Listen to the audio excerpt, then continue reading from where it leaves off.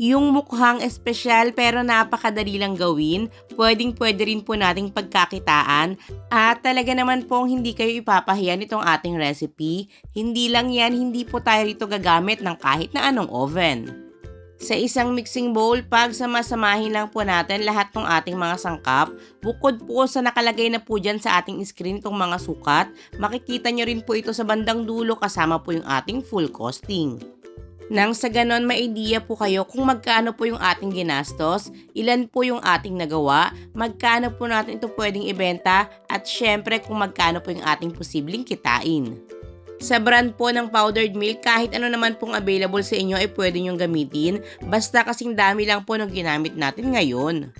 After nating mahalo lahat po ng ating mga dry ingredients, ilalagay na po natin yung ating mga wet ingredients. Kung large to XL size po yung gagamitin yung size ng itlog, gumamit lang po kayo ng isa, pero kung small to medium size po, dalawa po yung inyong gamitin. Tubig na lang po yung nilagay natin dito dahil gumamit nga po tayo ng powdered milk, pero if ever naman po na evaporated or fresh milk yung inyong gagamitin, kahit wala na po kayong powdered milk na gamitin. At yes, sa mga nakapansin, yung ating puto butter po yung ginagawa lang natin ngayon na siguradong napakarami na po sa inyo ang nakasubok kung gaano po ito kasarap na ngayon mas ile-level up pa po natin.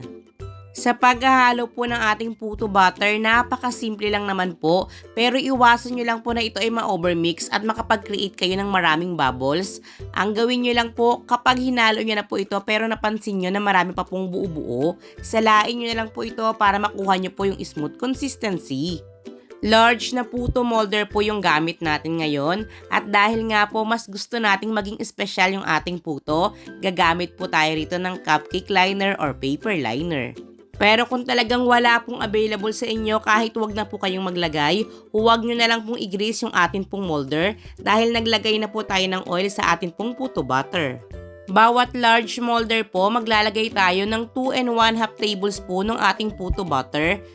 Ulit-ulitin lang po natin yung proseso hanggang sa tuluyan po nating mailagay lahat ng ating mixture.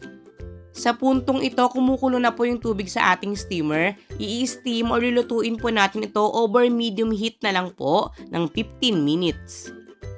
After the allotted time, mag-toothpick test po tayo. Make sure po na luto na po ito hanggang sa pinakaloob. At kapag luto na po ito, i-set aside at hayaan po natin itong tuluyan ng lumamig. Well, habang nagpapalamig po tayo ng ating napakabango at napakasarap na puto, gagawa po tayo ng ating napakasimple lang po na buttercream. Dito po ang gamit ko ay margarine, pero pwede po kayong gumamit ng butter. Dapat po naka-room temperature ito, hindi po lusaw at hindi naman po matigas.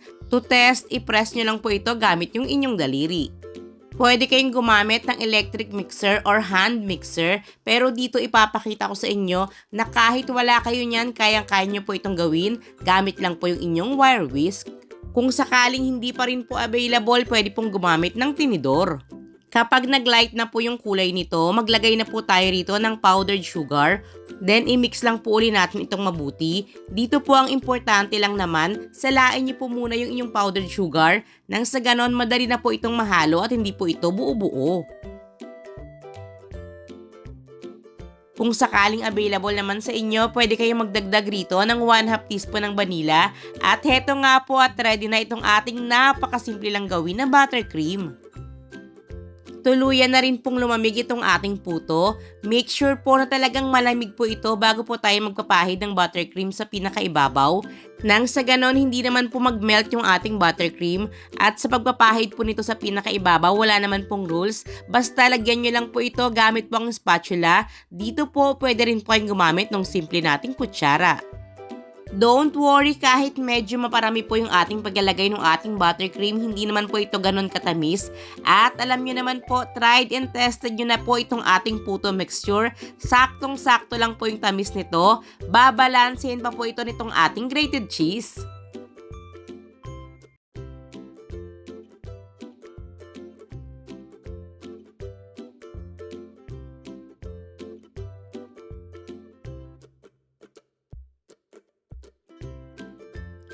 And charan! Heto na po mga palalabs ang ating pina-level up na puto na ngayon po nakagawa po tayo ng puto ensaymada. Smooth at napakalambot po talaga nitong ating puto. Then nilevel up pa nga po natin ito dahil bukod sa nilagyan po natin ito ng buttercream, may nilagay pa po tayong grated cheese sa pinakaibabaw. Sana po ay muli yung pagtiwalaan itong ating recipe dahil siguradong hindi po uli ako sa inyo nito ipapahiya. Balanseng-balanse po yung lasa at talaga naman pong napakasarap. Ngayon naman po, pwede nyong i-check itong aking ginawang full costing pero syempre nakadepende pa rin po yung mga presyo sa lugar ninyo dahil possible po na magkakaiba yung presyo natin. Ito po ay para sa karagdagang idea lang.